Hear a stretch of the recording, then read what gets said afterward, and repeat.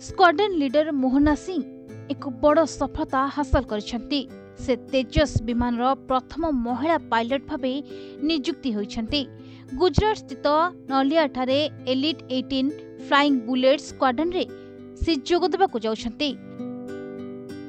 एही स्क्वाड्रनर भारतर निजस्व ज्ञान कौशल निर्मित हालुका युद्ध विमान तेजस बाहिनी को परिचालना करिवे।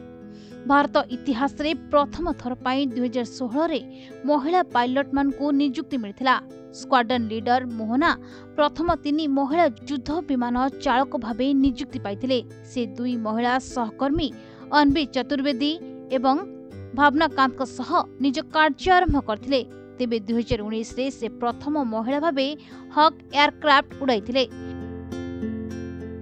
2020 रे से राष्ट्रपति रामनाथ कोविंद ठारू नारी शक्ति पुरस्कार पाइथिले। से बीकानेर नाल एयरफोर्स स्टेशन रे मिग 21 युद्ध विमान रे कार्य करुथिले।